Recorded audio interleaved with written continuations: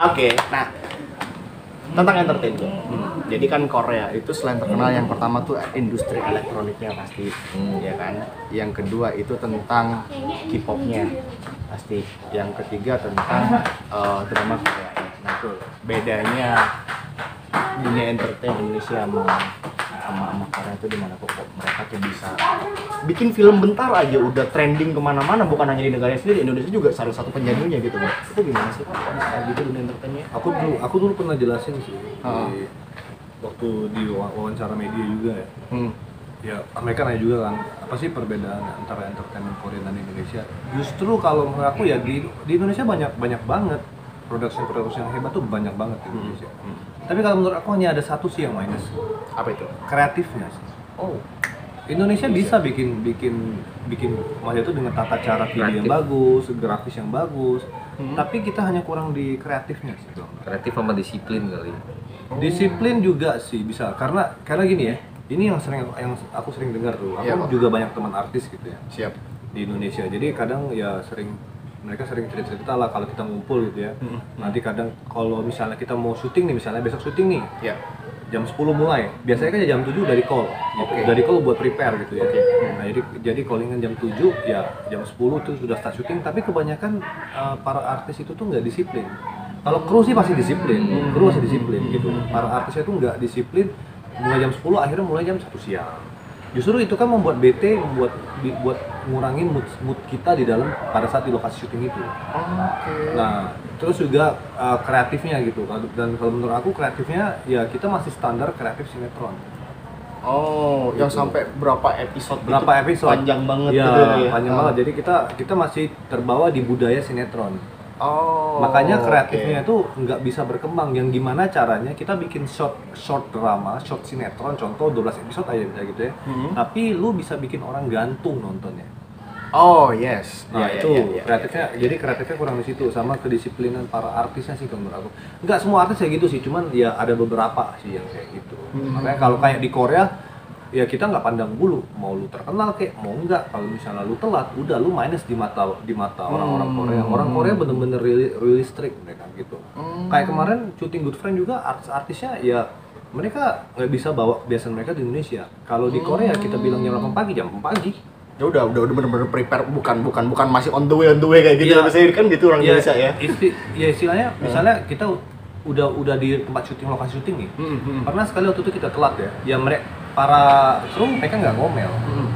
Tapi kita waktu datang tuh mereka udah pada prepare, udah siap ready, tinggal roll action aja. Tinggal shoot aja kayak gitu kan. Iya, maksudnya kita tinggal masuk udah, tapi ya orang kan banyak tuh.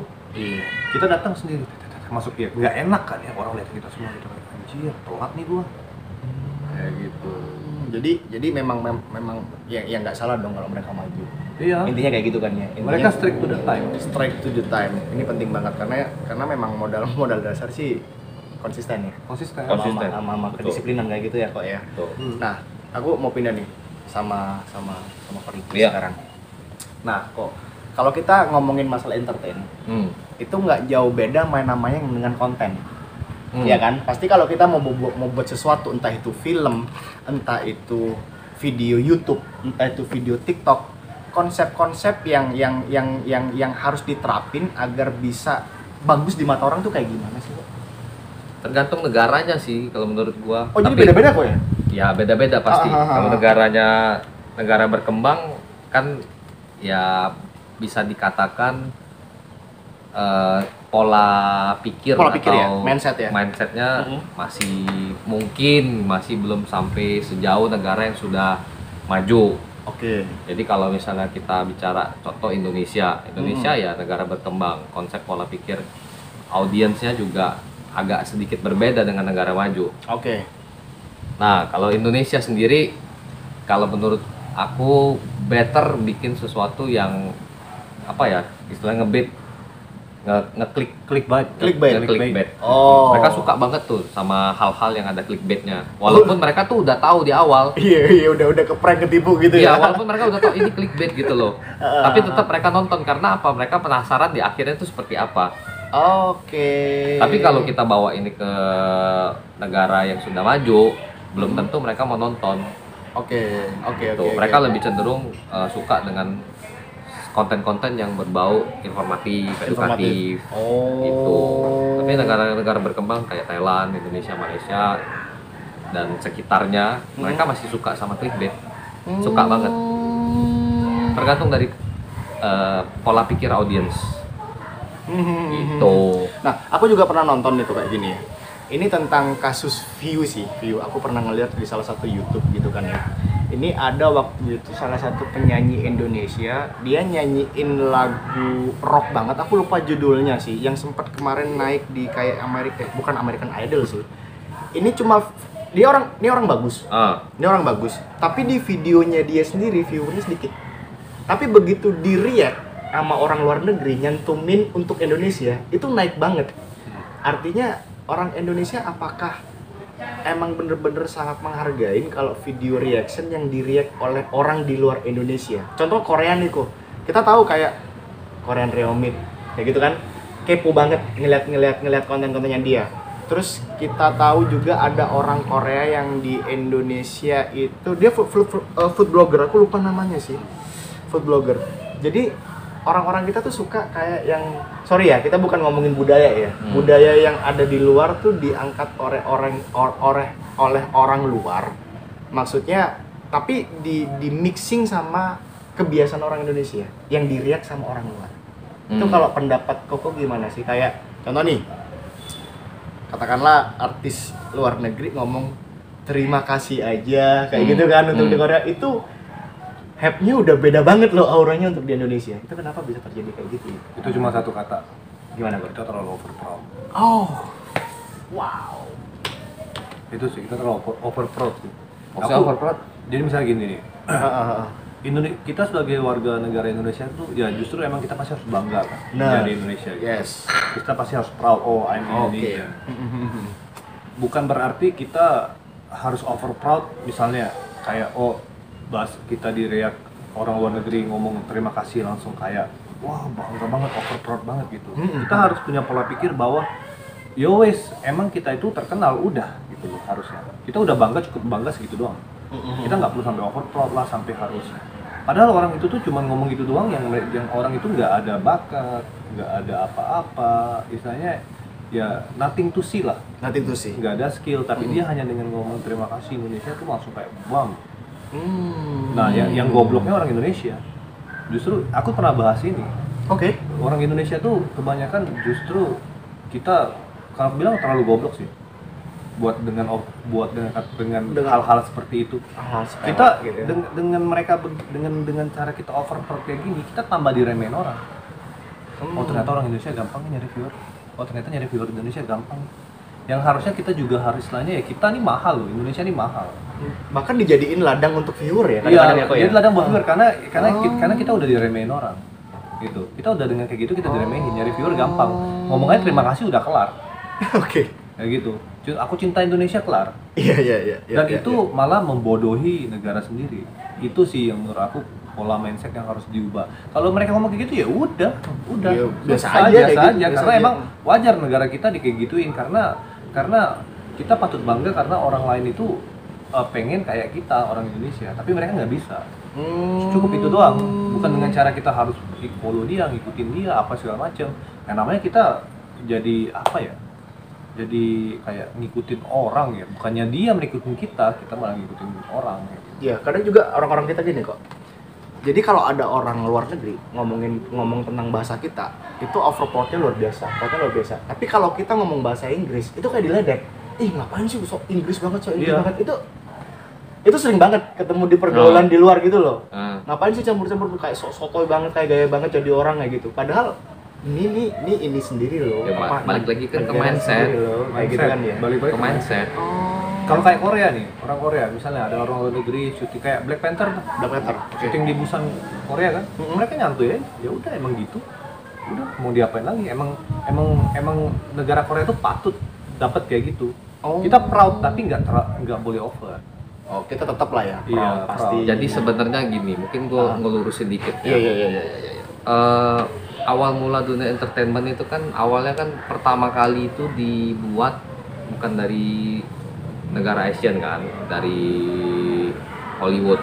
Dari Hollywood, benar. Benar nggak? Betul setuju. kan? Jadi contoh simple aja, contoh simple. Karena sudah jadi salah satu kebudayaan yang memang sangat-sangat lama, dunia entertainment perfilman itu dibawa dari negara Paman Sam Yes. ke seluruh dunia. Betul. Ada bule nih, contoh ada bule nih di salah satu daerah di Jawa Tengah deh misalnya. Oke, itu bule pasti dibilang sama orang Indo di sana tuh itu tuh artis gitu, diajakin foto anjir. Iya. Diajakin foto, nggak tahu siapa tuh anjing bule. Jadi makanya diajak foto aja. Iya. Pasti dia bilang, oh, artis dia bilang, entah di daerah Jawa Tengah atau daerah Jawa mana gitu loh. Ada bule lagi jalan di sawah atau dia lagi makan di warteg. Pasti diajak foto sama yang punya warteg anjing. Iya. Dianggapnya artis ini gitu. Sebenarnya So what gitu. sebenarnya nggak boleh gitu.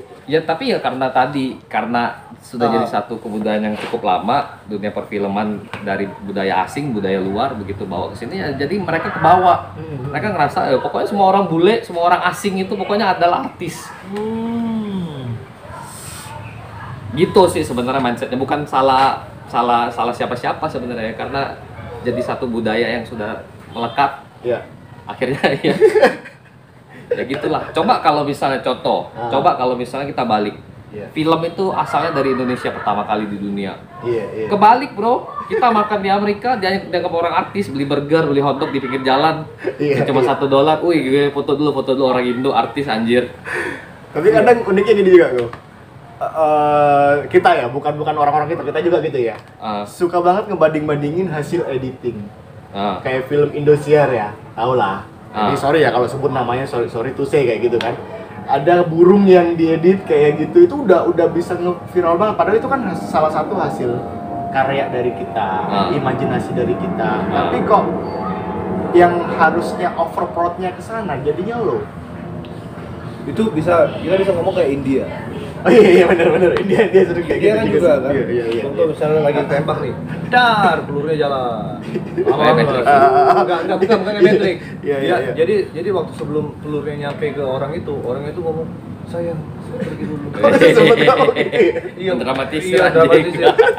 Ditembak waktu ini tonya masih bisa ngelak, ada selamatin, pelan-pelan lagi slow motion. Kalau nggak masih bisa ngerokok dulu kali ya. Bisa ngapain?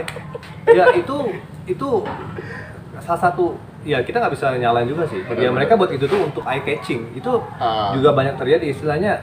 Ya kita buat kayak gini nih buat narik penonton biar bisa diviralkan karena sekarang kan kita kebanyakan disuguhin sama grafis-grafis yang gila, sama yang hedon. Benar. Nah sekali mereka tampilin yang nggak hedon, ya orang pasti heran, oh lucu juga ya.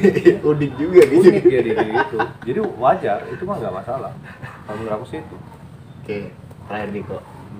Ya, terakhir banget aku mau nanya nih. Masih masalah di entertain. Kita kan dari tadi bahas masalah entertain. Putih ya gua di sini ya. Masa sih kok? Itu. Oh iya sih. Ada aslinya? Ya enggak sih. Udah gosong padahal satu bulan di Bali aja. Habis dari jalan-jalan dari pantai tiap hari hampir ke pantai soalnya. Nah kok untuk ke Rika sama Kevin kan udah pernah ke Korea nih. Kalau aku jujur belum pernah. Makanya aku pengen tahu nih kehidupan orang-orang di sana. Tadi kan udah bicara masalah gaji UMR yang ada di Seoul. Nah kalau dunia entertain, ini kan kita pasti beda lagi. Yang jelas pasti di atas entertain dong, kayak gitu. Di atas UMR. Di atas UMR dong, pendapatan mereka kayak gitu kan ya. Koko sendiri deh.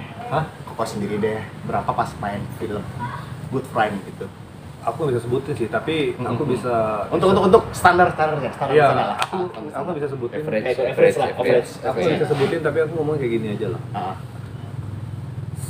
Satu season, bukan episode lah, anggap aja satu season itu 12 episode. 12 episode.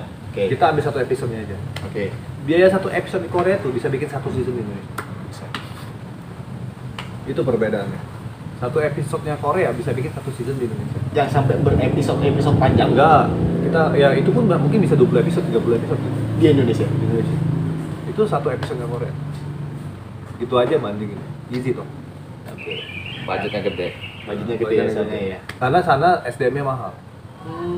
Dengan SDM mahal, mereka pertaruhkan nyawanya untuk kerja buat ngasilin suatu hal yang bagus. Tukang cuci piring aja digajinya 30 juta satu bulan. Udah kebuka nih. Ayo jadi itu. Jadi mereka Tukang cuci piring loh. Jadi Bener kan? Iya betul. Jadi mereka tuh didedikasi ya, mereka dapat uang banyak. Otomatis apa yang mereka kerjakan harus maksimal apapun itu. Oh, wah, berarti nggak ngelihat dari segi kalau gue kerja gini kerjanya malas-malasan nggak gitu ya mau, kok ya? mau mereka tidur 2-3 jam per hari nggak masalah. Itu normal ya kalau kayak gitu ya di Korea ya? Di luar negeri langsung ya? 3 jam tidur itu mah ya, kecuali hari Minggu ya mereka tepar gitu loh. nggak kemana-mana mereka hari Minggu. Ya, oke. Udah cukup sih kok. Nanti kita bakalan tanya lagi. Aku ada satu hal yang juga mau tanya sama Ko Riki nih tentang iklan sih. Tadi untuk yang Ko Kevin udah ya, mungkin nanti kita sambung lagi next time. Boleh gitu. ya, santai. Buat yang Ko Riki. Nah, iklan. Aku bicara iklan kok. Oke. Iklan yang banyak menarik perhatian aku pribadi nih kok. Sorry kalau mungkin different sama yang nonton yang lagi nonton nih ya. Nah, aku tuh takjub banget sama iklan-iklan orang-orang Thailand. Nah, orang-orang Thailand tuh kalau bikin iklan, sorry ya, jarang banget yang nggak pernah pengen ditonton. Oke. Semuanya pengen ditonton. Oke. Itu kok bisa bikin iklan kayak gitu sih, artinya out of the box banget gitu loh kok. Oke. Oke, sebelum aku lanjut ya, aku kenalin.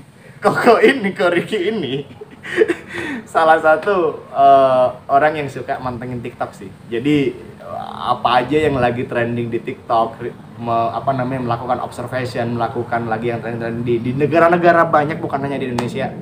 Ini orangnya. Nanti kita bakal ngobrol eksklusif lagi tentang itu sama mereka berdua satu persatu. Boleh. Oke kok ya. Boleh. Oke. Nah, aku lihat iklan-iklan di Thailand tuh nggak sama dengan yang ada di Indo. Kalau di Indo kan aku mau jual mobil ya udah dia jual mobil aja, mobil yang dikeluarin. Tapi Ya. kalau di Thailand kayak ada yang jalan drama segala macam, itu gimana sih kok konsep yang kayak gitu? Jadi sebenarnya konsep dari Thailand itu Ah. juga dibawa dari negara lain. Oh, ternyata ada yang menemukan ide itu pertama kali. Sebetulnya. Sebetulnya. Dari mana? Sebetulnya awalnya itu kalau nggak salah, Ah, itu dari Jepang. pertama kali Jepang sebenarnya. Jepang. Oh. Jadi si Oke. Thailand meniru konsep dari Jepang. Oke. Kalau nggak salah, dari Jepang. Ah. Nah terus kok kenapa di Thailand sama pertanyaannya mungkin di Thailand sama Indonesia kok Indonesia nggak bisa ngikutin Nggak itu? bisa ngikutin, bener. Itu untuk iklan komersial TV ya. Ya, betul. Gua nggak tahu benar apa enggak, tapi harusnya ini mungkin kemungkinan benar. Karena untuk tampil atau tayang di iklan di TV komersial itu ada lembaga sensor. Sensor, KPI. Jadi lembaga sensor ini harus mensensor iklan-iklan ataupun suatu konten film segala macam yang mau ditampilkan. Harus KPI. disortir dulu ya. KPI Shizuka aja di sensor. Suka Oke. pakainya di sensor. Oke. Nah, mungkin pertanyaannya yang tepat adalah antara lembaga sensor Indonesia sama lembaga sensor Thailand ini mungkin ada perbedaan regulasi. Oh, tapi sebenarnya dari segi quality kan nggak kalah kita ya kok ya. Dari segi Indonesia kalau dari segi ini nggak kalah, Nggak sebenarnya. nggak kalah. Tapi karena tadi ada regulasi, ada lembaga sensor dan sebagainya, makanya yang tampil ya tadi konten iklan-iklan yang hard selling gitu loh. Oh. Jarang sekali ada iklan-iklan yang kalau bisa dibilang sebenarnya Indonesia bisa bikin lebih bagus dari Thailand loh. Sebenarnya Benar. ya, harusnya kayak gitu ya. Harusnya Oh. bisa jauh lebih bagus dari Thailand Thailand. itu pokoknya dia buatnya segoblok mungkin. Oke. Makin goblok makin lucu kan orang makin seneng nonton. Iya. Sebenarnya kita nggak kalah gitu kan. Cuma Nggak karena kalah. ada pintu-pintu ataupun keterbatasan koridor-koridornya koridor yang harus udah diikuti. dibatasin, yang harus diikutin. Jadi nggak bisa explore sampai benar-benar kreativitinya keluar. Tuh, Oh, gitu. oke. Tapi kalau kita bicara ke sosial media kan sekarang udah kebuka nih. Benar. Nah, sekarang sudah ada platform. Ini mau kita bahas di konten selanjutnya. Ya. Jadi tentang apa itu algoritma, kenapa TikTok view-nya bisa banyak, kenapa Instagram itu sekarang kok TikTok itu bisa lebih naik daripada Instagram. Ini akan kita bahas di next konten. Sip. Kayak gitu ya, Kita Ko ya. lanjut lagi di part 2. Di part 2-nya ditunggu pokoknya ntar. Oke, ikutin terus. Jangan lupa nanti ada link YouTube-nya kan? Ada Aku subscribe ya. Namanya apa kok? Kevin Hermanto. Kevin Hermanto. Ntar saya kasih di sini linknya, di description juga ada. Saya akan kasih di sini gambarnya untuk Kevin Hermanto. Oke. Untuk Ko Riki ada nggak? Aku ada tapi Instagram. private. Oh, private, masih private. Kalau Instagram ada. Oke. Instagramnya ini di sini di Nih, bawah. Instagramnya ya. Ini untuk yang di Ko Kevin juga ada di bawah. Oke, kalau gitu, thank you guys. udah ikutin kita dari awal sampai akhir. Nanti kita bakalan lanjut di part 2-nya. Buat Ko Kevin sama Ko Riki, semoga betah di Bali. Tip, Dan amin. semoga bisa sukses terus. Astungkare. Astungkare ya, kalau Astungkare. saya Astungkare. Semoga kita bisa dikasihkan kesehatan terus menerus biar bisa berkarya untuk Indonesia. Astungkare. Oke, thank you ya. Tip, Thank you, thank you. Thank you. Oke, bye bye. Thank you semuanya. Bye bye.